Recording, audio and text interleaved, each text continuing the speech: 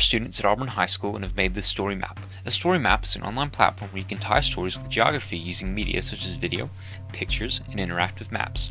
Our story map is based on Baptist Hill and how it has been affected since its creation as the first black cemetery in Auburn, Alabama. The original conditions of Baptist Hill were quite humble. It has come a long way to be the landmark that it is today. The first and oldest grave on the site is the grave of Regina Andrews, who passed away at the age of 10, dated 1879. Over time, land was donated and provided to Baptist Hill. One notable donation was by Glenn Rudd, who donated 0.4 acres at the north end of the cemetery. Throughout the next century, Baptist Hill experienced harm by constant construction in Auburn. The creation of the East Park subdivision, a white-only subdivision, right next to the cemetery may have made some visitors from the black community wary of entering. They may have feared that they would be subjected to one of the many crimes committed against people of color at the time. For years, many African American mourners may not have felt comfortable going near the cemetery due to the racial tensions of the time. With all the construction around it, some might think Baptist Hill is just another cemetery, but in reality it is a significant source of Auburn's black heritage. The name Baptist Hill was derived from the first black church in Auburn, Ebenezer Baptist Church. Before Ebenezer Baptist Church was constructed, many blacks would have to sneak into services just to go to church or sit in the back or the balcony. Many prominent black individuals are buried in Baptist Hill. Among them are the Clarks, an old and prominent Auburn family for whom Clark Avenue is named. The only marked graves among them are those of George Clark, a military man, and his wife Willie, both born around 1890. One source claims that Herbert Clark, possibly the second black man in Auburn to earn a Ph.D., belonged to this family. Another notable grave is that of Pop Foster, the only barber in Auburn near the beginning of the 20th century. Without discrimination, he cut the hair of white people as well as black people, including then Mayor Julius Wright, although his primary customers were college students. Also laid to rest there is Ben J. Jones, a businessman with a shoe repair shop on East Magnolia, who served as a deacon in Ebenezer Baptist and was among the first black men in the city to own a car. The oak tree in Baptist Hill has been and still is seen as sacred, but no one knows the exact reason why. Throughout history, oak trees have been seen as sources of wisdom for different cultures. The research gathered includes information about how various cultures would come to an oak tree for advice and guidance in their communities. Also, the oak has stood tall through winds and storms for almost as long as the cemetery has existed, possibly symbolizing strength and longevity. Most cannot put into words the significance of the Baptist Hill oak tree, but rather a comforting feeling. There are not many records about the history of Baptist Hill or other prominent black landmarks from this time due to challenges of racism and segregation. The cemetery gained its name from the first black congregation, whose members were the first black people to be buried there. A century of history lies in Baptist Hill with approximately 400 graves, at least 100 of which remain unidentified. Most laid to rest in the cemetery are those born after slavery. To preserve Baptist Hill is to preserve an important part of the past that is both rich in success and dark in the shadow of slavery and the unrecorded mystery of so much of its history. Baptist Hill Cemetery is significant because it is the oldest separate black community cemetery in Auburn. Bordering the cemetery, the East Park subdivision only allowed whites on its property, making it difficult for people of color to visit the cemetery. The integrity of Baptist Hill was also hurt through the widening of Dean Road, placement of mass markers, and damage by citizens. Through this project, we have tried to map the history of Baptist Hill to bring justice and respect to those unrecognized or silenced. It is important to learn about these places and people.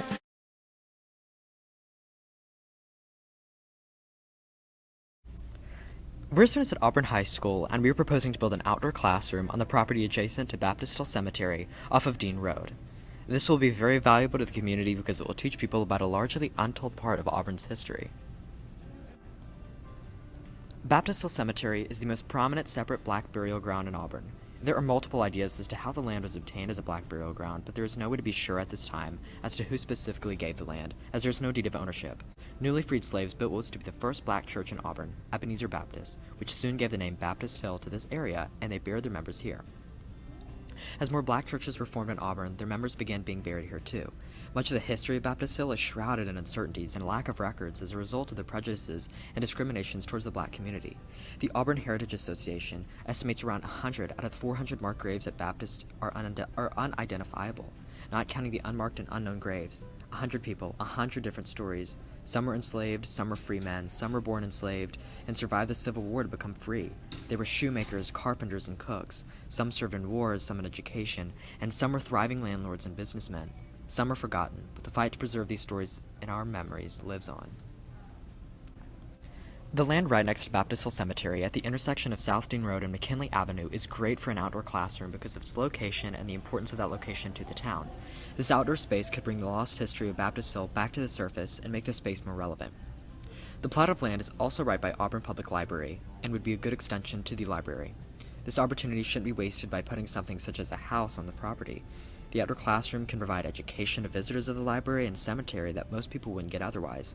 Auburn is also home to Auburn University, which brings a lot of people to our town who aren't from here originally. This space can provide a chance for these non-natives to learn a part of Auburn's history that is hidden or not readily available on the internet.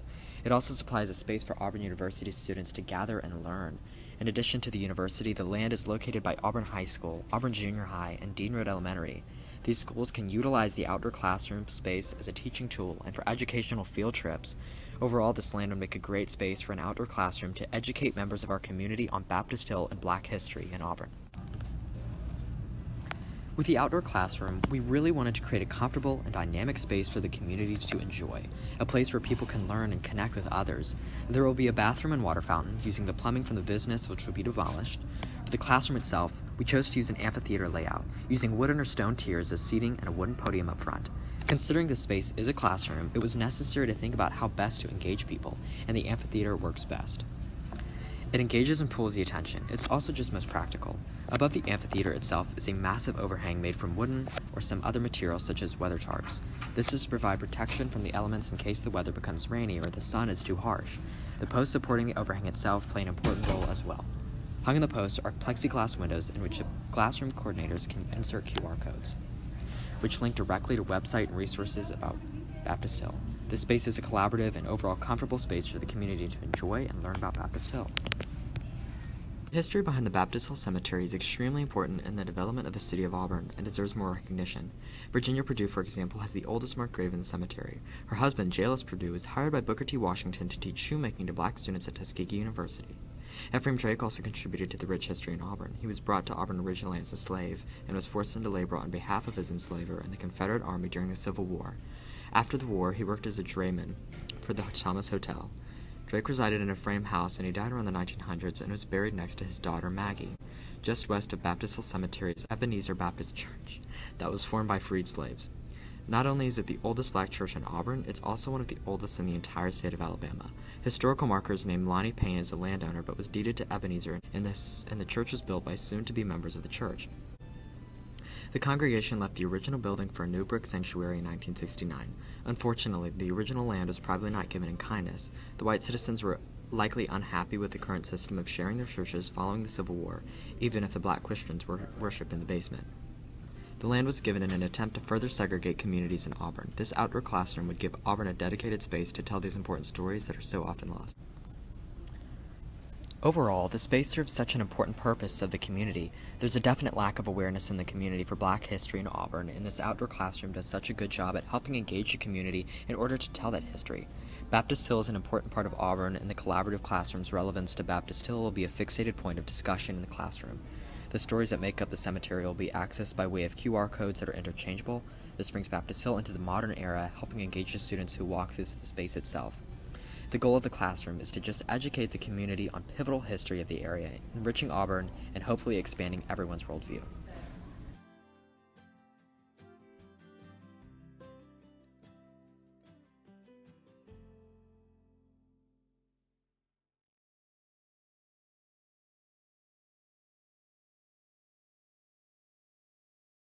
My favorite part of this project was looking at historical documents such as the census records because I enjoyed being able to look at first-hand pieces of evidence. I work with my friends and the college students to learn more about Black history in Auburn. Be inspired by Gatsby Ross because even though she was facing discrimination at the time, she still worked hard to be a successful businesswoman, and that inspires me to be better too. I enjoyed working with my classmates and talking with Dr. Buck. I really enjoyed learning about Baptist Hill Cemetery because there's so much history that is unrecognized, and through this project we were really able to try and bring justice and respect to the history that is silenced at Baptist Hill. I enjoyed getting to know my classmates. They're really cool people, and I'm glad I got to work with them, and getting to know them was so much fun. I enjoyed working with others to achieve a bigger goal. Well, what I like about the project is like I'm doing something meaningful with the project.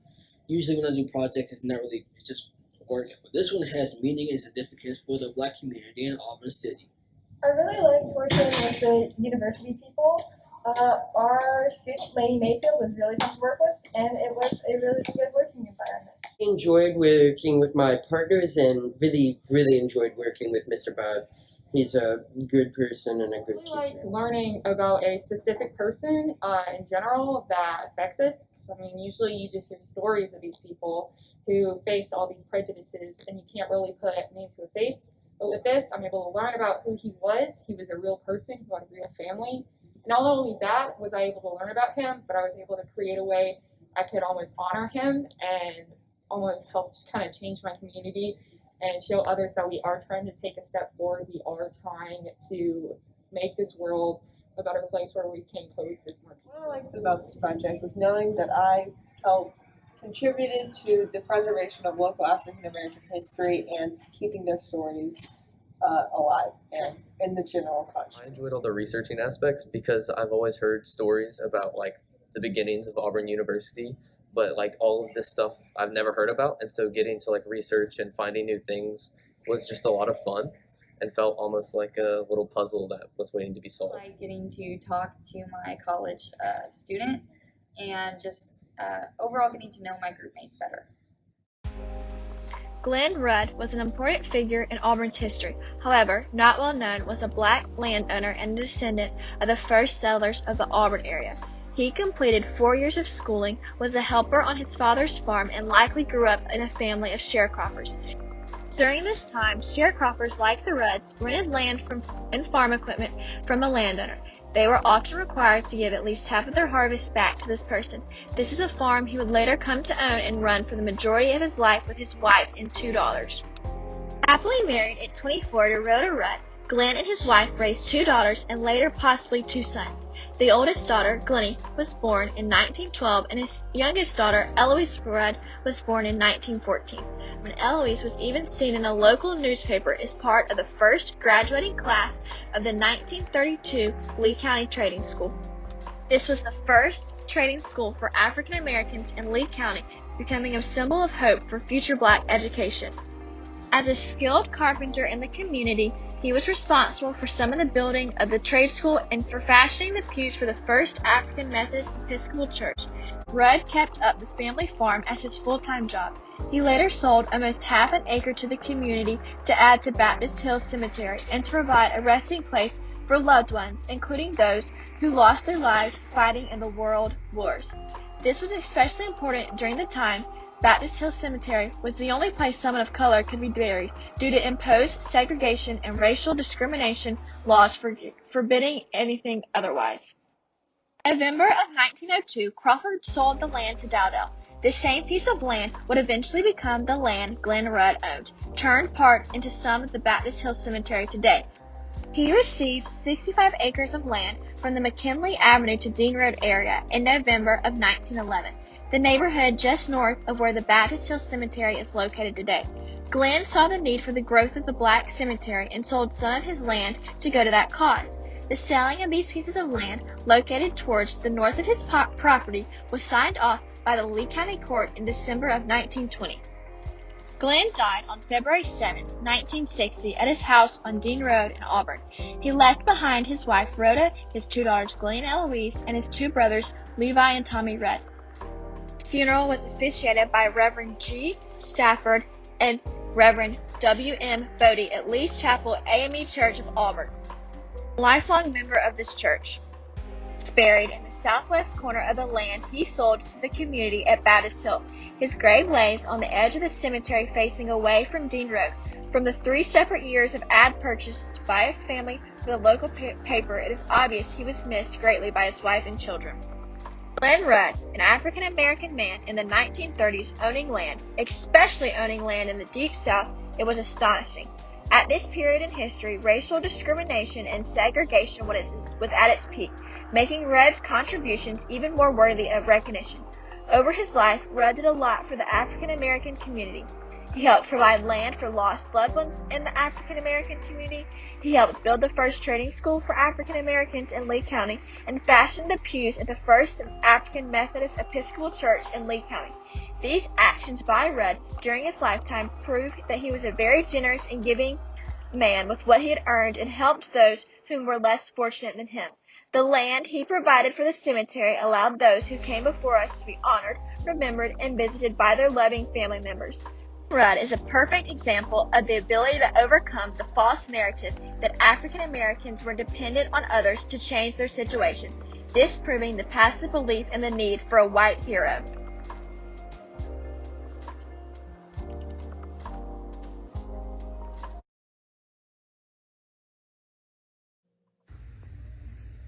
Good morning, I'm Willie Muse.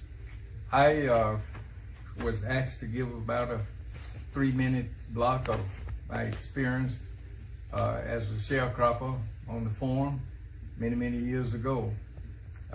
As you know, back in the day when we were born, there was only, slavery hadn't been over 100 years at that time. But we were sharecroppers. We got caught up in that sharecropping era. And we were, as young people, we were obligated to carry our role in the field at a very early age, whether it was hoeing or picking cotton.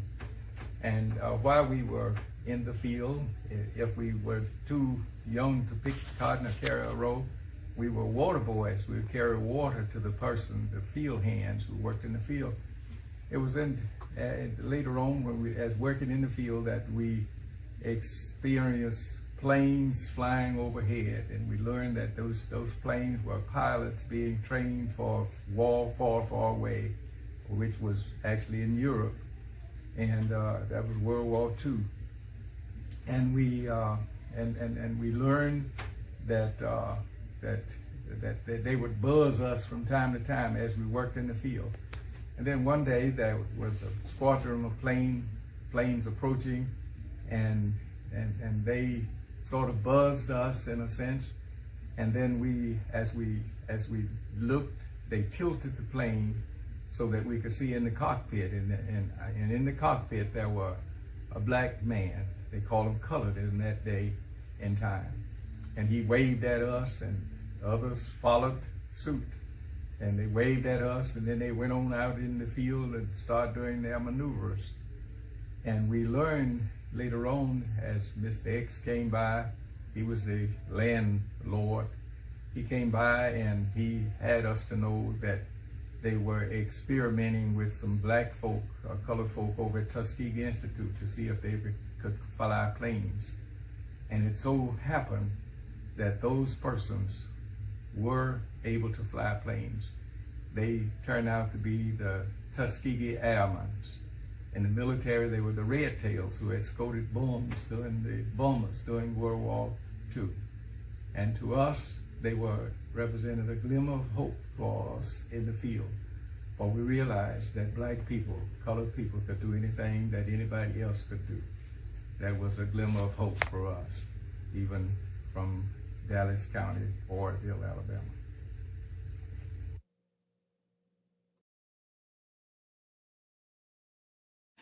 My experiences with the AP students at Auburn High School has been extraordinary. I say with confidence that both groups worked tirelessly on this project. I would never forget the laughs as well as the insight I shared with the white group that consisted of Lauren, Emmy, Shayla, and Ryan, as well as the plethora of knowledge I was able to provide the blue group that consisted of Wesley Ann, Johan, Aaron, and Claire. I knew that I possessed a passion for teaching and education, but it was only intensified by working with those diligent and ambitious AP students at Auburn High. Each student possessed an unquenchable thirst for knowledge, which was impressive to me. As we reviewed the life story of Blanche Carter, an activist for housing and equal rights in Auburn, we discovered that there was more to the story than what the eyes can see. Blanche was a caring mother, loving wife, preacher, and teacher of righteousness, and to me, she was one of the frontline foot soldiers in the fight for equality in Auburn. We learned about Carter's experiences with racism and much more. No doubt, some of those experiences were very painful, but she did not let them bring her down. As an African-American journalist and storyteller, I took delight in the opportunity to share the story of one of the most remarkable unsung sheroes in the African-American community in Auburn. I felt that it was my obligation to investigate and answer the who, what, when, why, and how as it pertains to the life of Blanche Carter. Under the leadership of Dr. Robert Bubb and Miss Caitlin Halperin, this wonderful opportunity was indeed fruitful.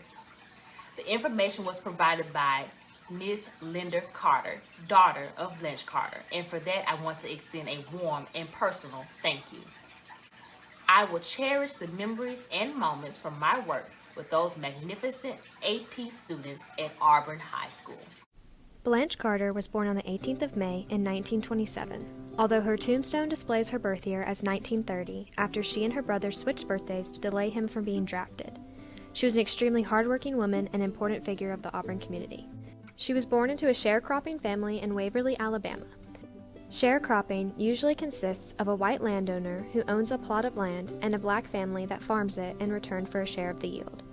This process kept black people from owning their own land and having power. Sharecroppers might have had the chance to work land for themselves, but they still stayed dependent upon the white landowners or fell into debt to merchants. Blanche's mother came to have her own piece of land to rent and to raise her children on. Blanche's life was hard, but she had to work even harder as a black woman to achieve the goals white people gained easily. She graduated from high school in Lafayette, Alabama. This was incredibly significant. Blanche valued education and family over all else. After high school, she moved to Columbus, Georgia, and then to Auburn, where she married Dardell Carter. After Blanche and Dardell were married, the couple went on to have 6 children. Their children's names were Linda, Dwayne, Dardell Jr., Alfonso, Beverly, and Shirley. Raising children in the segregated South was incredibly difficult for black families, and Blanche's was no exception. Even recreational activities were hard to accomplish. For example, what is now Five Guys in downtown Auburn used to be called Tiger Theaters. At one point, she and her family were barred from entering the Tiger Theaters for no reason other than their race. She and her husband worked excruciating hours and odd jobs. Blanche worked many domestic jobs, most likely as a housemaid or cook, but those were unstable and paid poorly. Unfortunately, a few years after their last child, her husband passed away after battling terminal illness. This left Blanche Carter as a single mother of 6 children in the Deep South. In the 1950s and 60s in the Deep South, Blanche, a black woman, had to earn enough income to provide for her 6 children as a single mother. To make a living, she began working as a servant. This was a common enough job for a black woman at the time, but was also extremely unstable in terms of income. It's important to point out, much like sharecropping, black people were held from power in the workplace as well. Oftentimes, especially in the South, the black community as a whole was denied well-paying jobs, which still have repercussions today. Despite the adversity and discrimination, Blanche incorporated family values from her childhood into her household. She heavily emphasized fighting for education and equality and was involved in the community. She also emphasized maintaining their Christian faith, but she didn't stop there. Blanche wanted good childhoods for all the children in Auburn. Blanche founded the Auburn Housing Authority Tenant Council after Dardell died, in her limited free time. The council aimed to help earn equal housing opportunities for the African American community in Auburn. Additionally, she helped volunteer for the community basketball games to support Auburn's black youth. Blanche was also very religious, and she was highly involved in her church, Lee Chapel Church. She went to church every Sunday with her kids and kept her faith strong. Blanche went to almost every single city council meeting to fight for black housing in the Drake apartments and to gain equal housing for all. She also fought to increase the quality of black education in Auburn at what was then Drake High School and what is now Drake Middle School. Blanche's dream job was to become a nurse. Unfortunately, she couldn't achieve her dream because of the discrimination and hardships of the time. She instead focused on helping the next generation be able to achieve their dreams, and that is an incredible sacrifice to make. Blanche Carter deserves to be remembered. Ultimately, Blanche Carter gave up her dream job to help the black community fight for equal rights and education. In doing so, she not only contributed to the upbringing of black children, but she also taught the children to have manners and civility, even in the face of discrimination and hardships. She was a foundational member of the black community who fought for equal housing opportunities and safe, fun, happy childhoods for all black children in Auburn.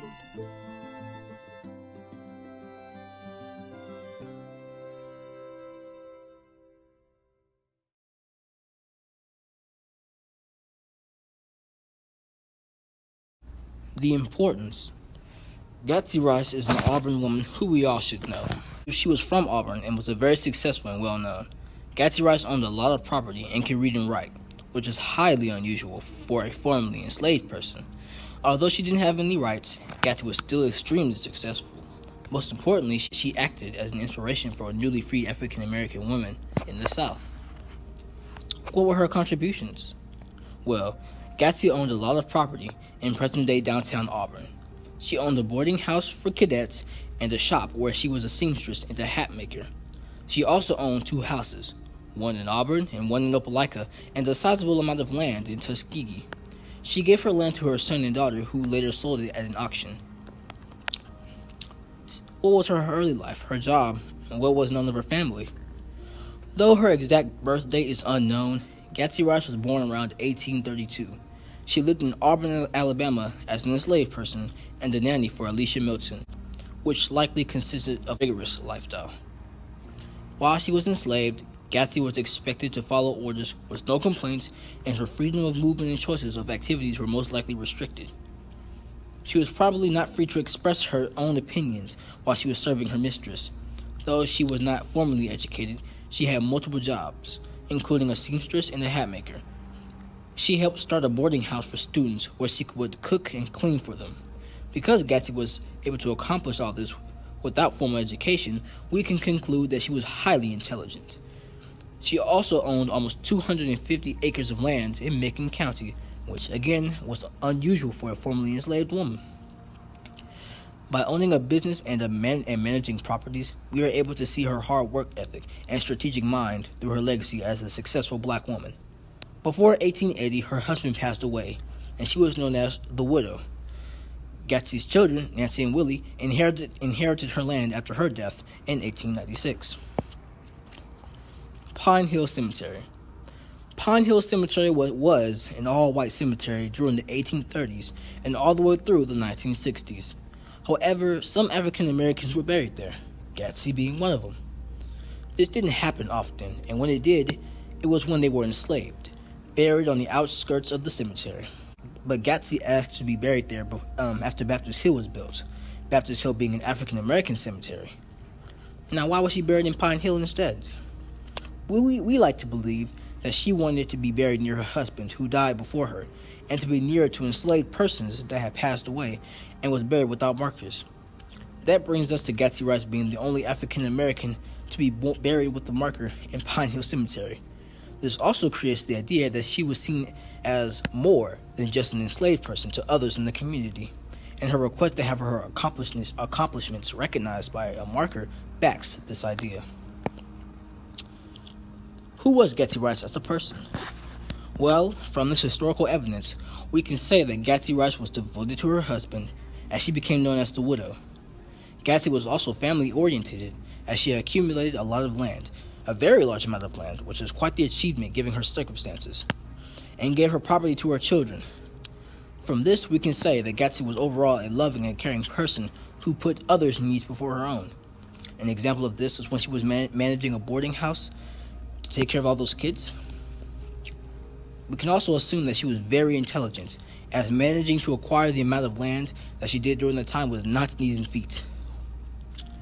And her creation of a will sheltered her investment in the future generations.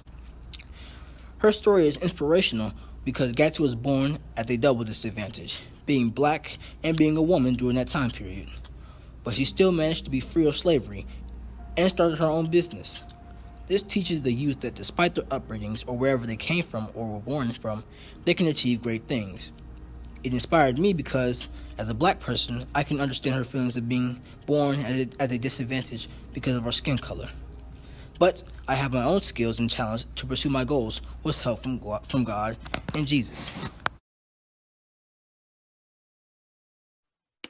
Hi, everyone. My name is Ashley Brown, and I, along with Olivia Nichols, are the co-founders of the Lee County Remembrance Project. We have a partnership with Equal Justice Initiative that allows for us to shine a light on the racial injustices experienced by John Moss, George Hart, Charles Humphreys, and Samuel Harris. Thank you for telling these stories and for raising awareness of these buried truths here in Lee County. By telling these stories, you are confronting the reality of our past and shining a light on the legacies which have stemmed from it. Truth-telling is brave, important work, and absolutely necessary to truly reconcile the racial violence and injustice that has occurred here and around the nation. Please continue to be a beacon of light and inspiration. Mahatma Gandhi says it best: be the change you wish to see in the world. And you all are doing just that. Men, women, black or white, we are all entitled to a second chance. We all deserve the right to due process or fair treatment through the normal judicial system. But above all else, we deserve our story to be told. This is the story of Charles Greene Miller. In his early childhood, Miller lived with his grandmother as sharecroppers. He didn't spend much time in school, but through the years he learned to read and write. In his older years, Miller lived a simple life in his Opelika home with his wife Rosa Lee and one roommate. He held steady work at the railroads, working long hours and days. But the work was dangerous and required heavy labor. The Great Depression took a toll on his work, lowering wages and increasing unemployment rates. Not only did it impact Miller, it also affected other railroad industrial workers in Alabama. According to Lee County Sheriff William Samuel Buck Jones, he saw Miller as a good fellow. Charles Miller's life took a turn for the worse in the summer of 1932. According to news reports at the time, Charles Miller allegedly destroyed his entire house and slit his wife's throat on June 29, 1932. Afterwards, he traveled to his brother-in-law's with a shotgun. Miller then attempted to shoot his brother-in-law and his wife. We do not know why here, but we do know he wanted to scare them. They only suffered minor injuries because he fired into a nearby tub where their hands were, not directly at them. A few hours later, Sheriff Buck received a call detailing where Miller would be found and offered to go and speak to Miller. As he left, he reportedly said, "He's a good fellow. He won't give me any trouble." The connection between Sheriff and Miller remains unknown. When the sheriff opened the door, he was shot in the chest and died shortly after. It is at this time, according to the sheriff's family, Miller reportedly said, "Oh, Mr. Buck, I didn't know it was you." He then fled the scene. Shortly after the news of the death of Sheriff Buck, a mob formed to kill Miller. They shot him between 100 to 150 times and, quote, tore him to pieces. His body was then left on the steps of the courthouse. This is important because the mob wanted everyone to see what they had done to Miller. Similar to most lynchings and hate crimes, it was not only a form of punishment to the victim, but a message of terror to other people not to step out of line. In addition, by leaving Miller in front of the courthouse, it solidified their ideology that they were serving justice for the death of the sheriff. It was also important to add that because Miller was killed before he received the right of due process, we will never know why or if he even killed his wife and threatened to harm his brother and sister-in-law. The legacy Charles Miller left in the Opelika community has been controversial since the incident 88 years ago. Sheriff Jones died embraced as a hero, protecting the town he loved. Miller, on the other hand, died seen as a murderer. However, we can't be sure of what really transpired. Technically, he was never found guilty and therefore died an innocent man, but the mob that shot him roughly 100 times got to go home, see their families, and go to work the next day when no one thought anything of it. Opposed to the belief that he deserved his fate, Miller never received the opportunity as an American citizen of due process. Without the rule of a judge, we will never understand Miller's case to the full extent. We will never know Miller's relationship with his wife, his brother-in-law, his sister-in-law, and Sheriff Jones. Miller's fate was instead decided out of the oppressive tyranny enforced by the white mob. This tragedy is important not only to Opelika, but to all of America because it compels you to think critically about what it means to die without justice, to die without your story being heard. If you take nothing else from this story, walk away knowing that true justice does not discriminate.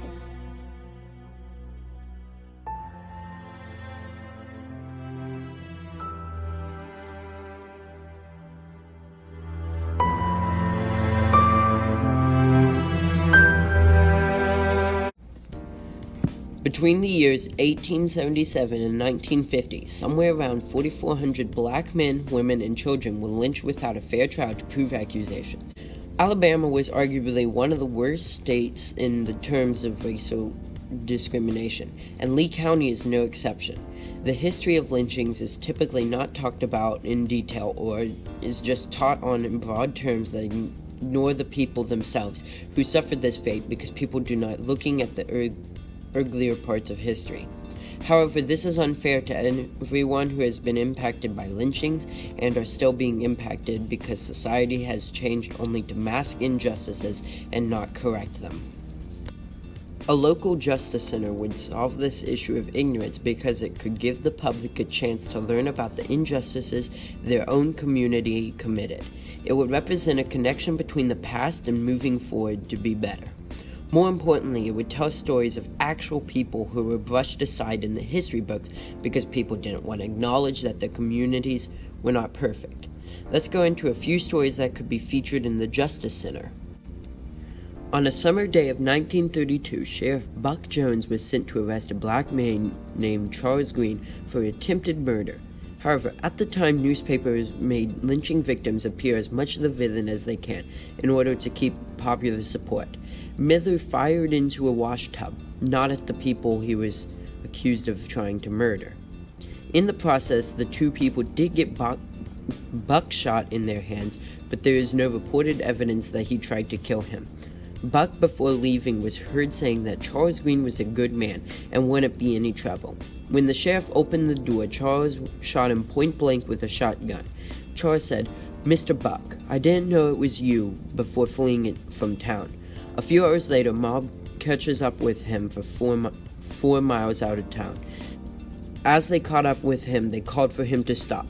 He just kept going. One shot him and others joined in and shot him more than 50 times before his body was dragged onto the courthouse lawn. On November 3, 1902, an armed white mob seized Samuel Harris, a black man picking cotton in a field, when 2 white women reported a robbery and assault nearby in Salem. Hours later, with no evidence implicating Mr. Harris in the crimes, over 125 men shot him to death. His pregnant wife, Patrice, was arrested as an accomplice. On March 17, 1900, a white teenager reported being startled when she saw Charles Humphreys, a young black employee of her father, in her room. The next morning, a mob of white men went to his home near Phoenix City and shot him over 40 times. 2 cousins, John Moss and George Hart, worked for the Waldrop family. Edmund Waldrop Jr. went missing, so a search party went out the next day to look for the 21-year-old. John and George were the first to find Edmund's body. The white majority began to spin stories of how John Moss and George Hart had killed him instead of finding him. John Moss fled for his safety but was caught by a mob of white men and was hung and then burned. George Hart was arrested and was waiting trial papers in the Opelika jail. He was most likely going to be freed and not charged of the crime. When the people heard of this, a group of white men broke into the jail and kidnapped George Hart. They hung him on the same tree they hung John Moss on. They placed a note on his back that said, "This hung by 100 determined men. Whoever cuts him down will suffer his fate." No one was ever charged with the murder of these 2 men. The center is an educational center for the community to learn about the history of lynching in Lee County, and a memorial outside the educational center. The memorial outside will feature a monument of a dead cypress tree made of quartz that has 4 chains entangling around its trunk that link to 4 plaques surrounding the tree that each display the story of a lynching in Lee County. They will be placed upon an engraved quartz map of Lee County and the relative location of where they died. There will be benches next to each plaque in order for people to sit, read, and reflect. The monument will be made out of Alabama quartz, which is local to the state and was commonly mined by slaves. It reflects the purity of lives that were tragically cut short. The cypress tree represents death, and the chains represent the bondage of terror that lynching left on the black community. At the beginning of the museum section, or the educational system, I want to give everyone a card with the name of a victim with a barcode. As they go through each section, they scan the code to get more info on the person, eventually learning about their death. It will hit the idea of the wrongdoings effect home. The idea of a justice center is not new, but is important. We need to recognize our past and do it in a way that puts wrongdoings on display in order to be able to take the next step forward. We cannot earn social equality for everyone if we try to erase what's been holding back progress. If we do not educate future generations, the history of our community will be forgotten. Using these stories, the monument, and the education center, we can achieve these goals. Hello, everyone. My name is Barbara Giddens Bethany. My father, George Giddens Jr., was George Sr. and Addie Giddens' youngest son. This is a great honor for my grandparents in recognition of their contribution to the community over a century ago. To be able to provide a resting place for African Americans whose families could not afford to bury them was indeed an act of unselfishness, kindness, generosity, and love, straight from the heart. This occurred during a time in history when African Americans were suppressed by slavery and education was not a priority. Most could not read or write, but my grandfather was an exception. He strived for success, and he succeeded. He became a businessman in his own rights. Growing up, the older grandchildren who knew my grandparents would joke about him being tight with money, but in a good way. I was too young at the time to understand fully what they meant, but because of your research, I now know. I call that good money management and time well spent. He had a dream to provide a better life for his wife and 5 children. He was able to start investing in land and real estate properties in 1901 at the early age of around 28. The cemetery was part of his first investment. After my grandparents' death, his children maintained and continued his legacy. I am so thankful to all of you and the research group for bringing their story to life. It means so much to me to learn where my humble beginnings started. My father and his siblings were all wonderful, caring people. Because of my grandparents, we all lived a comfortable life, and I was able to get a college degree. Your research and essays have been above excellent. I know my grandparents are watching with a big smile on their face, full of love, gratitude, and thanks. I'm so proud to be their granddaughter. Remember, in spite of all the odds stacked against them, they prove that there is always a bright light of success. You have to believe in it, reach for it, set your goals, and stay focused. Thanks again, and best wishes to all of you. Goodbye.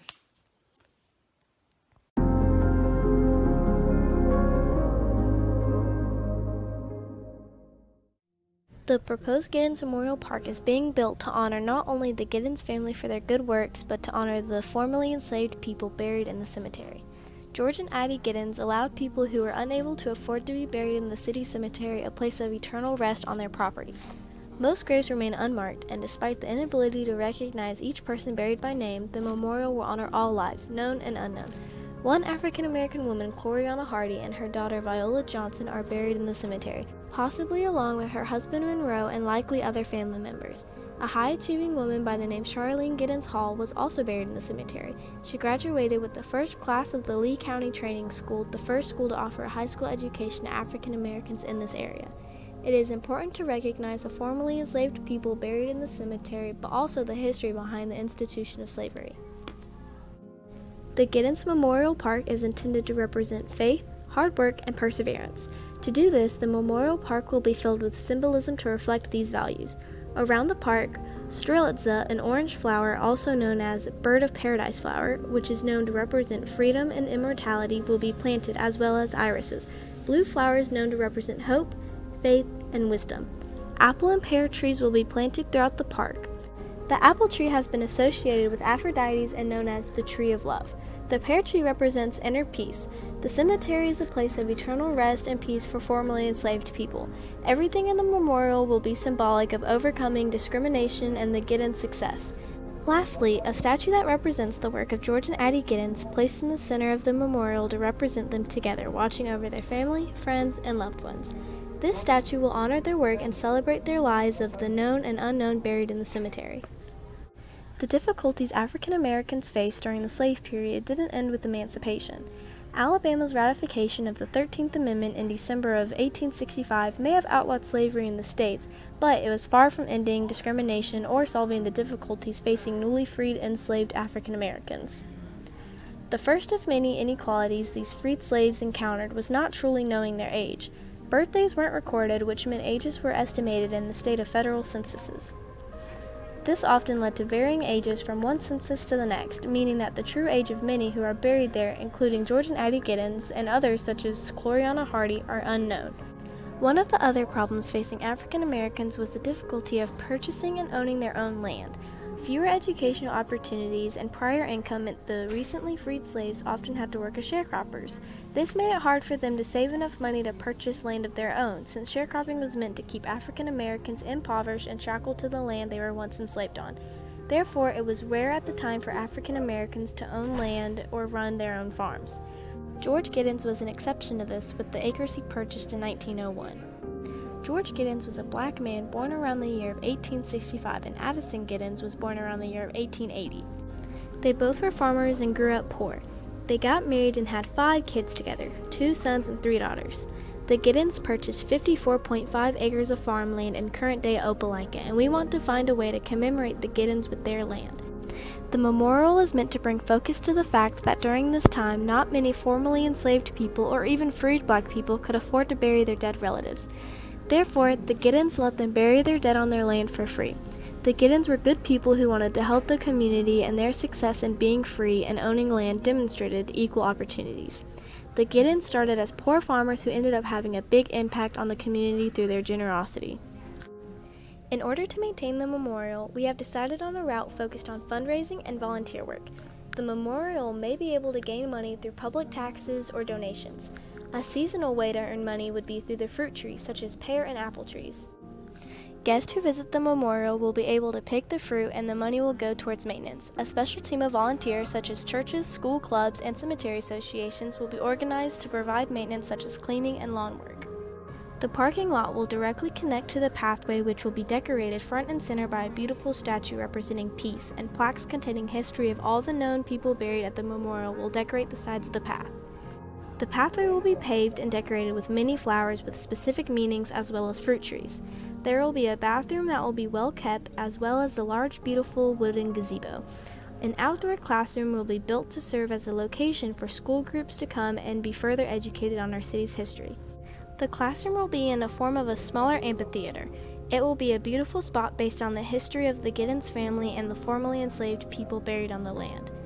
The success of George and Addie Giddens goes further than their backyard. Their hard work symbolized perseverance and determination and led to a big step towards the hope of equality and inspiration for what could be achieved. The memorial represents their values and will serve to educate others in hopes to broaden the understanding of our local history.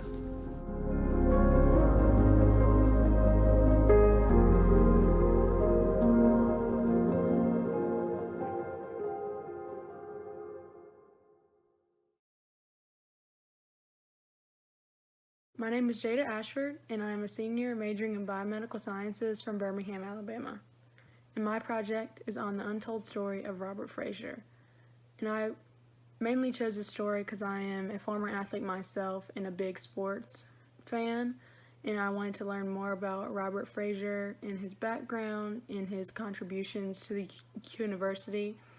Working with the high school students has been a great opportunity for me, just getting to know them and teaching them about historical documentation, and they have been a joy to work with, very enthusiastic, wanting to learn more, and this class is a great addition to the Auburn University, and I think it's going to be around for a while, and learning about the untold contributions of African Americans in Auburn University, and through this class I've also been able to learn more about my family history in itself.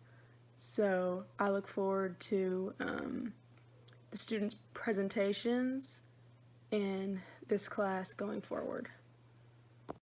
While there is not much information about Robert Frazier's early life, we do know a few things leading up to his role as the first mascot of Auburn University. Robert Frazier was born in 1873 to William Frazier, a farmer. and his mother, Dora Eccles, a maid. Together, his parents, who undoubtedly experienced enslavement, instilled important work ethics into his livelihood that he would carry all the way into his adulthood. He worked as a butcher at a meat market, though this and many other jobs weren't mentioned in the federal census, including farming. Instead, the census had him working as a porter at the university. He had some experience as an athlete, but he still couldn't compete at the high school or college level because there were no African American schools in Auburn until 1928. Robert Frazier was married to Dotsie Hall in 1899. Together they had 10 children, 6 boys and 4 girls, forcing him to hold several jobs, including being a longtime employee for the Auburn Athletics Department. Some of his children, Henry, Robert, and William Frazier, worked for Auburn University. His older boys worked as janitors, butchers, and farmers, and the girls worked as cooks or maids. They owned a large family home on Glen Avenue worth about $5,000. At the time, this was a large investment. After his death, many of his children continued living in their West Glen family home as late as 1940. Robert clearly valued education, as every member of his family learned to read and write. This was uncommon for the time, and it shows he truly wanted a better life for his children. During Robert's time working for Auburn University, he worked several jobs like athletic trainer, equipment worker, rubber down boy, water boy, mud boy, and was occasionally selected for the role of mascot. At the time, Auburn was one of the largest employers of African Americans, but they were mostly relegated to service jobs. During his tenure as a mascot for Auburn's football team, he was given the nickname Bob Sponsor, though the term sponsor was generally only used for female students who danced around at games. Records state he danced and paraded around the stadium whilst being cheered and booed by respective audiences. He was said to be well liked, though it is clear he was not respected by the community, and he was a friend to Auburn students. At Auburn, he was heavily discriminated against. One time at Auburn's first game against Georgia in 1892, Coach George Petrie chose Frazier as the team's mascot. Initially, Georgia wanted to choose Lewis Greene, an elderly blind black man who lived outside of the stadium. Georgia chose to use a goat instead, resulting in a comparison of Frazier to that of an animal.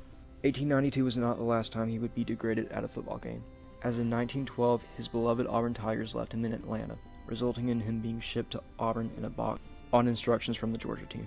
Even though Frazier's contributions to Auburn athletics go unrecognized, he was an integral part of Auburn's early football teams and can be seen as a pioneer of African American involvement in Auburn athletics before the integration of the university in 1964. The first black athletes did not arrive until 1968 with the arrival of Henry Harris, the first black basketball player, James Owens in 1969, the first black football player on scholarship, and Thomas Gossam Jr. in 1971, the first black athlete in the SEC to walk on, earn a scholarship, and graduate. Frazier fell ill after the 1920 season, and Auburn students paid for his treatment in Atlanta, but it was unsuccessful. Auburn students then paid for his treatment in Mobile. His condition never improved, and he wanted to return to Auburn to die. He passed away on June 19, 1921. He was buried the next day in Baptist Hill Cemetery, the first primary black cemetery in Auburn. Frazier was a member of the Mosaic Templars of America, one of the largest black fraternal organizations at the time, founded by 2 formerly enslaved persons. The Templars provided business and nursing schools and physical education classes to the community. The funding for his funeral came mostly from Auburn students, showing they truly cared for him. His gravestone had an engraving from the Templars, the same fraternity Booker T. Washington belonged. Washington and Frazier shared the same values of education and self-improvement, and it is fitting his headstone still bears the mark of their shared fraternity, the Mosaic Templars. He was seen as one of the most prominent African Americans in athletic circles at the time. He worked with Auburn University and athletics decades before integration and before black athletes. Through the discrimination he faced, he continued to work with Auburn University, whether this was for his love of athletics or the love of his family. He continued to work regardless. Frazier was known throughout the town, and he was truly an Auburn man, and cared about the African American community through his membership with the Templars. He's part of Auburn's history, even if it is seen as a negative side. In the past, his contributions weren't recognized, as he was seen as more of a form of entertainment rather than a human being. Today, Auburn still fails to recognize Frazier's contributions to avoid the negative attention their history of discrimination would bring. While it may be negative attention to the university, it is important to celebrate Robert Frazier and the history of Auburn.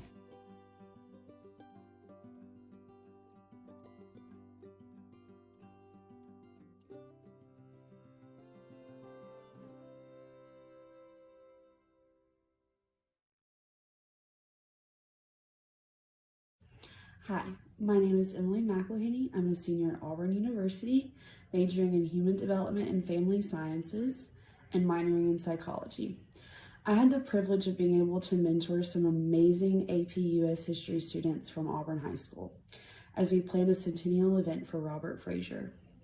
I chose to help them plan this event because once I heard who Robert Frazier was, I decided he needed an event that was as uplifting and inspirational as he was.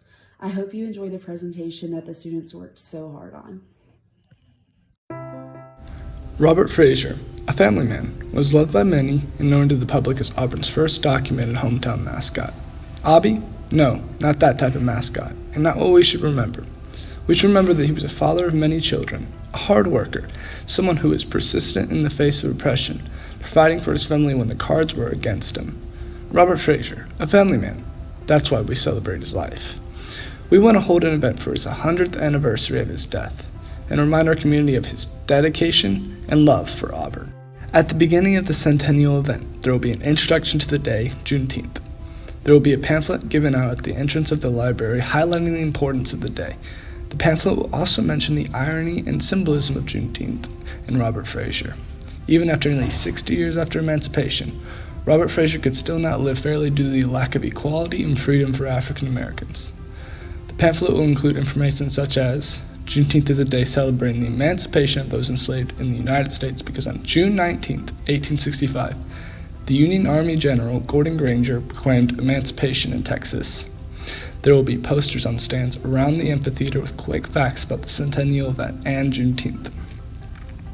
This will give the audience important information that will hopefully open their minds to the discrimination that still occurred even in the U.S. after emancipation.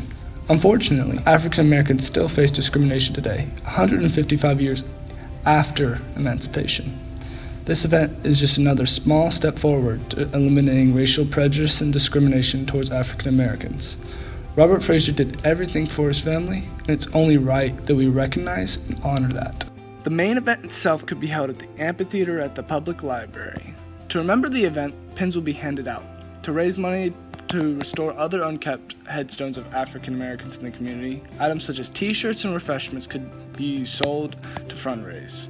For half the event, visitors can walk around, socialize with other people, and learn more about Mr. Robert Frazier and Juneteenth.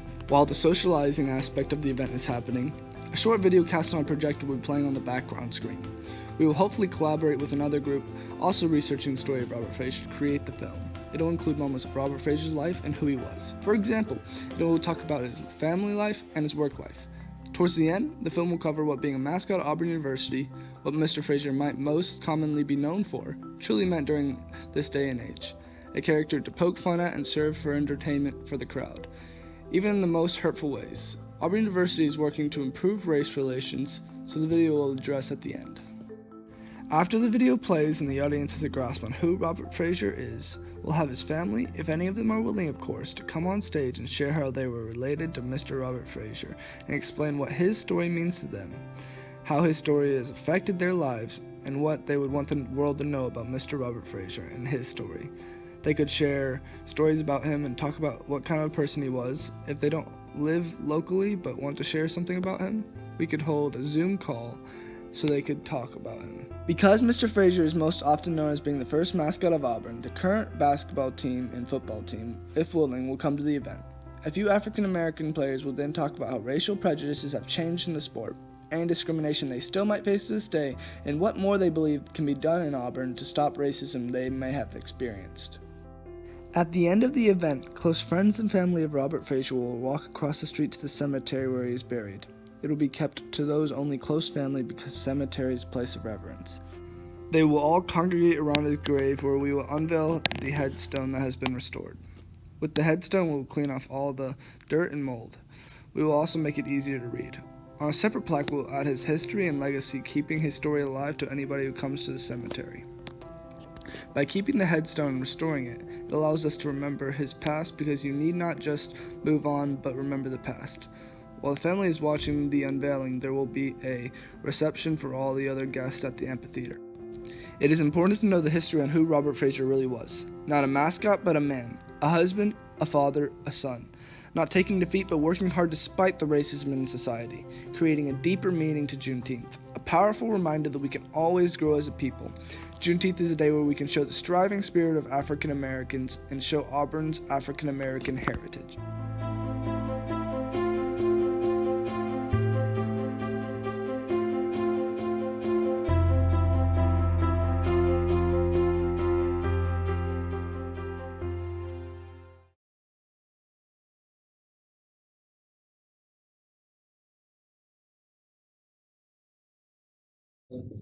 Through this project, I learned that there was a lot more Black history in Auburn than I realized, and through this outdoor classroom assignment, I can spread it to more people.